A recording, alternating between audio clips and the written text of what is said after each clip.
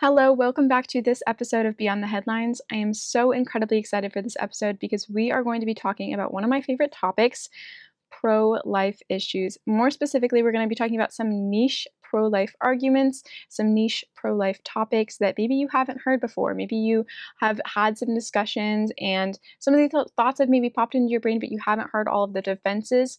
And so what we're going to be talking about are similarities between the thought process in defending abortion and slavery, some topics about life of the mother. Is it actually important? Is it necessary for the life of the mother that we have abortion be legal?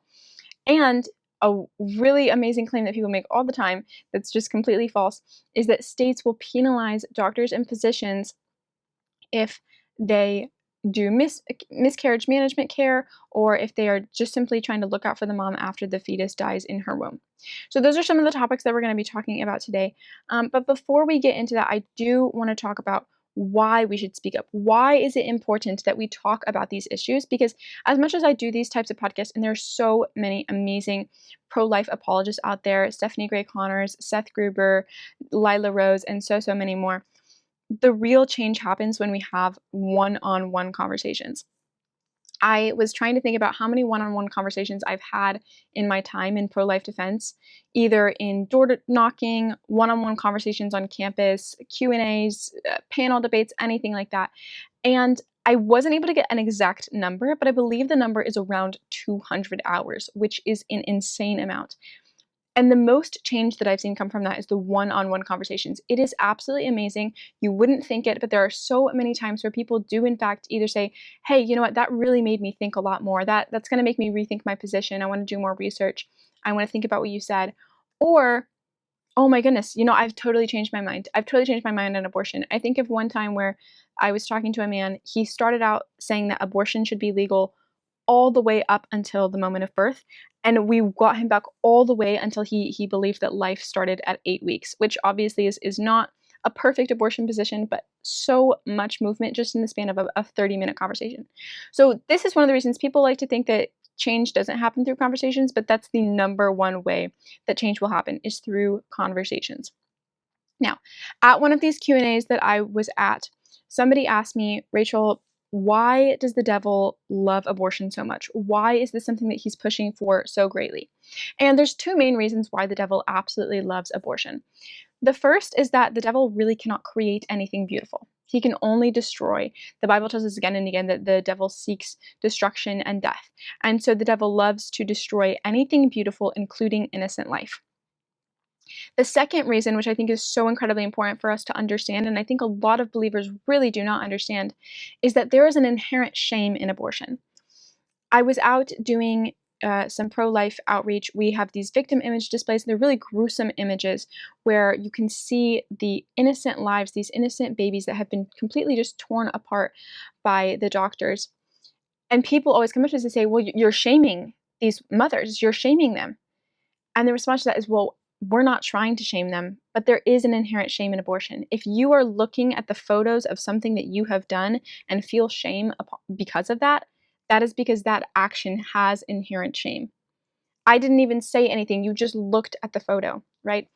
And so it's incredibly important that we understand that abortion, killing your child or killing someone else's child through abortion, is inherently shameful. And the lie that the devil tells here is not that it's shameful, because that is the truth. The lie that he then uses to twist the truth is that you cannot be forgiven. You cannot come back to Jesus. You cannot become a Christian. You cannot be loved because of this horrific act that you have done. And so, as we can see often through life, the larger the shame, the easier it is for the devil to lie. He pushes us to do worse and worse things so that his lies will have much more of a strong hold on our life. He edges us on to do this type of a thing. And Romans 2:15, the ESV version, talks about this internal conscience that we have that will have this shame resting upon us. For all who have sinned and without the law will also perish without the law, and all who have sinned under the law will be judged by the law. For it is not the hearers of the law who are righteous before God, but the doers of the law who will be justified.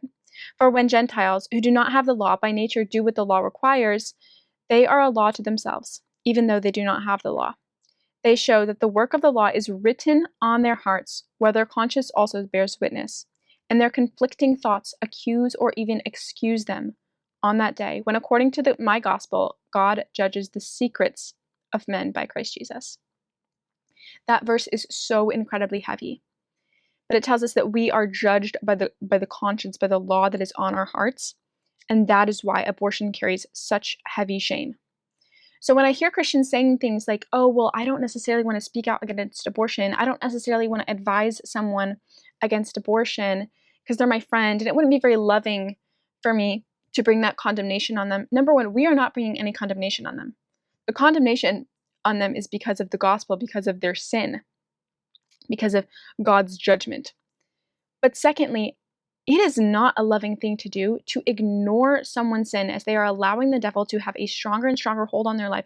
They're allowing this lie to bring root in their hearts and in their minds. And you're just going to let them walk into that. Let them continue to walk into that lie. But instead, we have to, if you are ignoring these conversations about abortion, you're also going to be ignoring the conversation that you get to have, the opportunity that you get to tell someone, hey, your sin is not too great to be forgiven. Your sin, if you've had an abortion, if you've done an abortion, there is still time for you to come back home to accept Christ as your Savior. So what's really important here is that allowing sin or just watching someone do it with no reservations, with no comment, is not the loving thing to do. Romans 12 verses 9 says, let love be genuine. Abhor what is evil, hold fast to what is good. Love on another with brotherly affection.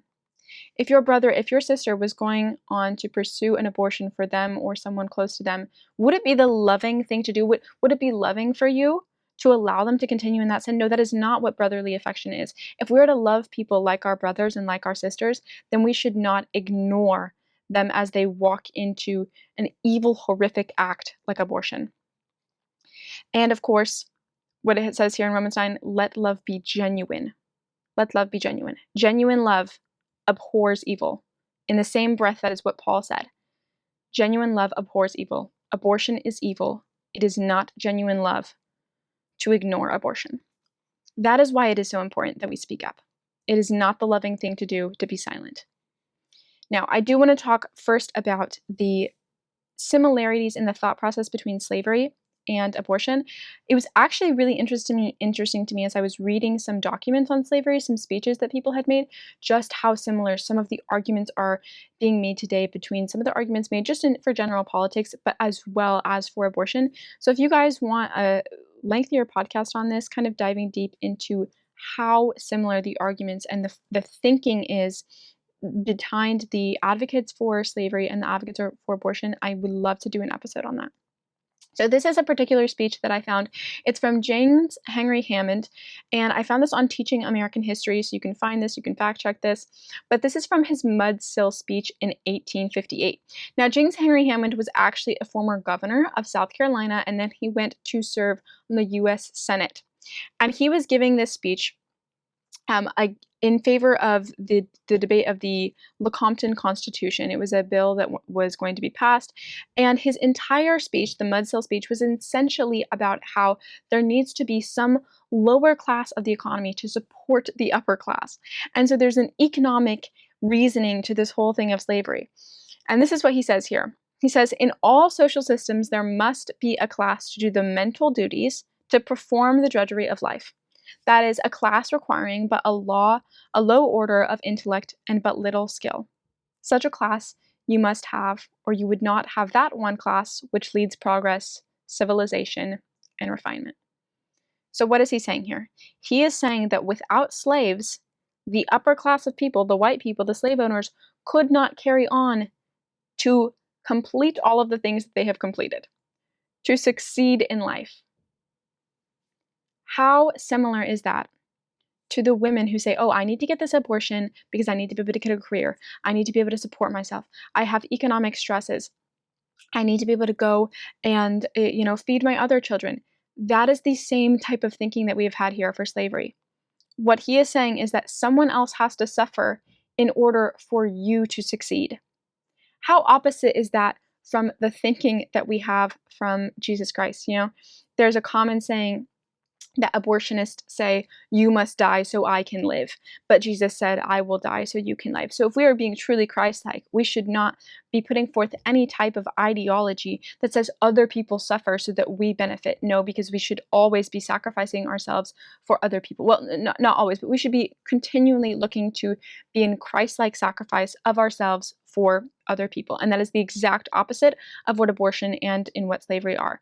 Just some of the ethics behind this are so incredibly twisted and messed up and so opposite to what the Bible teaches us.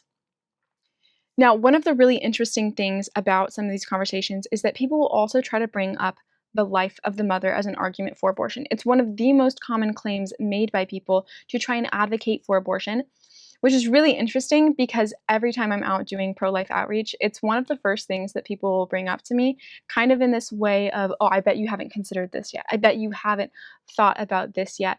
And of course, it's actually one of the most common questions, but they're expecting me to not have an answer for it. And if they're talking to you, they're expecting you to not have an answer for it. So I hope that you will listen to this podcast, maybe do a little bit more research on your own, and make sure that you are well equipped to defend this question, because I promise it is very, very common. So I'm going to try to talk a little bit more about some of the nicheness of this argument and some things that maybe you haven't heard before.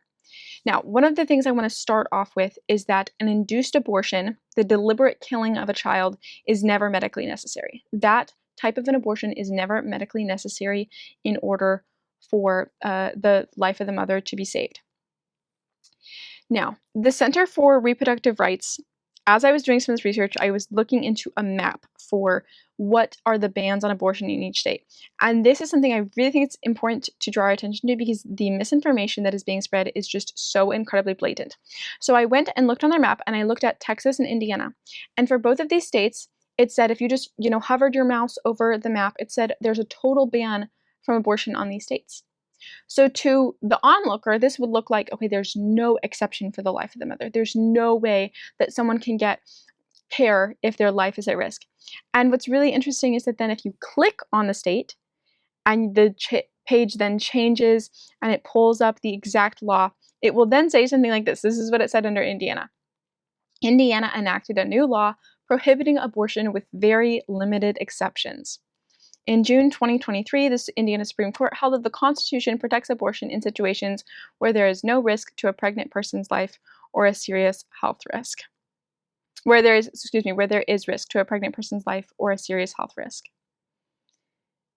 So they said Indiana has a total ban on abortion, and then when you click on it, it's like, oh, actually, there's not a total ban on abortion, and it doesn't actually quote the exact law, the exact Indiana state code, if I remember correctly. So it's just a serious case of misinformation, trying to mislead people, trying to tell people that their life is going to be at risk without abortion care. Okay. Now, as we get into a little bit more of this, is it actually medically necessary? The story of Bernard Nathanson, if you've been involved in the pro-life movement for a long time, you're probably familiar with his name. He was not only one of the most famous pro-life advocates, but also one of the most famous abortion advocates. He oversaw over 75,000 abortions, and he said that he was personally responsible for 75,000 abortions. He actually co-founded the National Association for the Repeal of Abortion Laws, or NARAL, which has now become NARAL Pro-Choice, with Larry Letter. Larry Letter was the biographer and personal friend of Margaret Sanger. Okay, so Bernard Nathanson is very, very close, very high in the pro-choice, pro-abortion movement. I mean, you really would struggle to get higher than Bernard Nathanson. Okay, he is like one connection away from Margaret Sanger because of how close he was with Larry Letter. And he was a key in getting Roe v. Wade passed in 1973. But ironically enough, in 1973, when he saw the first ultrasound of a baby shrinking away from medical tools as an abortion was put forth, it then made him start to question whether or not, when did life begin? Are these really just clumps? Are these really just cells? And he began to wake up. And so then he pulled back from all abortions, he's just started taking care of them whenever the life of the mother was at risk, whenever it was like, okay, we have to get this baby out of here in order to save the life of the mom. And what's really interesting is that in 1978 to 1979, those were the last abortion procedures that he ever did. So for years and years and years, all he was doing was life of the mom. He was a staunch advocate. We need to have abortion for the life of the mom. And this is very convincing, that one of the most convincing lies of abortion is that you don't care about the lives of women. You don't care about these women. You just want to let them die. And so he wrote extensively on why it is not actually important and why it is not essential to have abortion in the case of a danger to the life of the woman. He wrote Hand of God and a couple other documentaries that are really, really interesting. But one of the quotes that he said is that there is no conceivable clinical situations today where abortion is necessary to save the life of the mother. In fact, if her life is threatened and an abortion is performed, the abortion increases the risk the mother will incur regarding her health. That is what he said. He said it will actually do more damage. And there's a lot of interesting facts about that because of the way that they have to induce labor and then the way they have to go about doing an abortion. It's actually a little bit more complex than some of the other procedures that they would put about today. Another interesting doctor is Dr. Anthony Levatino. He was, in stark comparison, responsible for just about 1,200 abortions. And what he said was that you never need a late-term abortion to save a woman's life. I never had to kill deliberately a single child to save a woman's life during pregnancy. What's really interesting here is we have two doctors who have done more abortions than a large number of other abortion doctors in the industry, saying that we do not need abortion. Why is this? Why do we not need abortion? Well, okay, when I had said before, induced abortion, there's a difference between induced abortion versus spontaneous abortion. Induced abortion would be the deliberate killing of a child inside of the womb, deliberately taking that child's life. Whereas a spontaneous abortion is something that happens without human intervention. It happens because of a miscarriage. It happens because of some other factor that is completely out of our control. But medically, the term abortion in both is about the baby dying in the womb. Now, what they can do here, let's say the mom has cancer. If the mom has cancer, what they can do is they can deliver the baby early. They can deliver the baby early, and maybe the baby die, maybe the baby will live, and they'll continue on with chemotherapy. But the difference here is that we're not intentionally killing the innocent human child. When people say that states do not have abortion care or they do not have care for the life of the mother, what they're really kind of messing up here is that the shortened term of spontaneous abortion, people will try to put on as the anti-pro-lifers will try to put on that as being the same as the shortened term of induced abortion. Because when people think of abortion, what do you think of? You're not thinking of a miscarriage. You're not thinking in layman's terms of what would be just a happenstance medical emergency. You're thinking of the intentional killing of an innocent child. And so that is a really, really big misnomer that is put upon the pro-life movement. But it's very, very important to understand the difference between deliberate killing and spontaneous killing.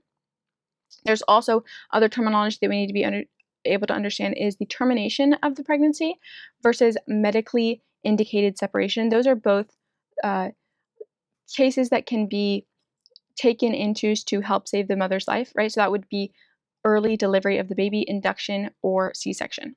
Now, one of the things that's really important to note here is that it's actually incredibly important in some cases that we do deliver the baby, that we do go through with this. So in the case of if you were a doctor during the war times and you have two patients come in, and one patient, has an entire missing leg or something like that, completely unsavable.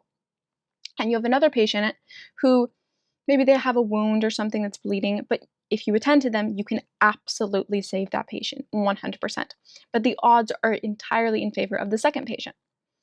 It would be against the Hippocratic Oath to serve the first patient, to try to save them, even though there's pretty much no way you're going to save their life, and ignore the first patient. Ignore the one that has a higher likelihood to live. That would be immoral and should be punished. And so in this case, this is a similarity to what we have with pregnancy, right? If the life of the mother is at risk, and so is the life of the baby. We really don't have any way to save the life of the mother without delivering the baby early. It is a good thing. Doctors should be delivering the baby early, unless there's other qualms being made by the mother, in order to save that mother's life, and then doing their very best upon that to help the baby in prenatal and the NICU to help them live on. Now, this is an incredibly important thing that I think a lot of people don't understand, that pro-lifers actually are completely fine and would encourage this kind of war analogy thinking. And one of the reasons they don't understand that is in the case of the ectopic pregnancy. If you've probably heard of an ectopic pregnancy, ectopic tissue, according to the National Toxicology Program, is simply tissue that is a fragment of structurally normal tissue in an abnormal location. So basically what that means is that the baby has been implanted in somewhere not the uterus, so typically the fallopian tubes. And there's a couple different procedures that they will undergo in the case of an ectopic pregnancy, but they might remove the baby completely and there might be no way to save the baby, or they will replace the baby, and sometimes they're able to re-implant the baby inside of the uterus and the baby can grow to full term, which is a miraculous procedure. And one of the things that we have to be thankful to Westernized medicine for, to be thankful to the Lord's intervention in Westernized medicine. But in the case of an ectopic pregnancy, it would be immoral when this baby is growing in the fallopian tubes to allow that baby to grow to full term, rupture the fallopian tubes, kill the baby, kill the mom. That would be completely immoral, and that is not something that I have ever heard a single pro-lifer ever advocate for, nor should we ever advocate for it. Depending on the ectopic pregnancy, there's so many different guidelines that I poured through, from states' regulations to the American obstetrics gynecology guidelines about what to do in an ectopic pregnancy, and that is truly up to the discretion of the doctor when they're diagnosing the mother.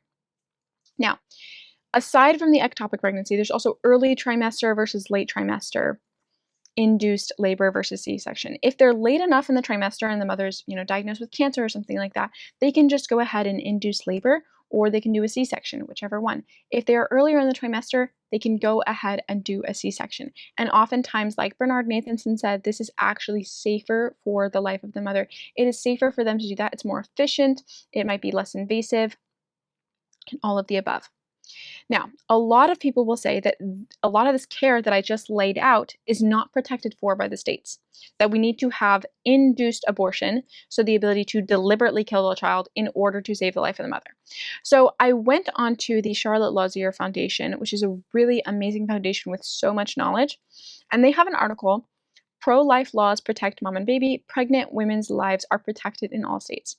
And this article goes through every single state that has bans on abortion and explains exactly what their laws are surrounding that. So anytime that you're having a conversation with someone and you're maybe not sure exactly what the law says, this article will tell you, it will quote exactly what the law is, and then you can even go to the link, pull up the exact law, hit Control Find, and be able to quote this directly in any conversation. But I wanted to go ahead and talk about a couple of the states that are talked about most: Alabama, Indiana, because we live in Indiana, and then Oklahoma, because I think Oklahoma is used sometimes against pro-lifers in a really straw man-like way. So in the case of Alabama, from the 2024 Code of Alabama, Title 26, Infants and Incompetence, Chapter 23, the Alabama Human Life Protection Act, is where they discuss the main meat of what abortion is allowed, what is abortion. And remember, we do have these two separate definitions of induced abortion versus spontaneous abortion. Now, what it says here, and here they're just using the general layman's definition of abortion, but it is here, it shall be unlawful for any person to intentionally perform or attempt to perform an abortion except as provided for by the subsection. The really important part here is that they have a subsection. What does the subsection say? Is it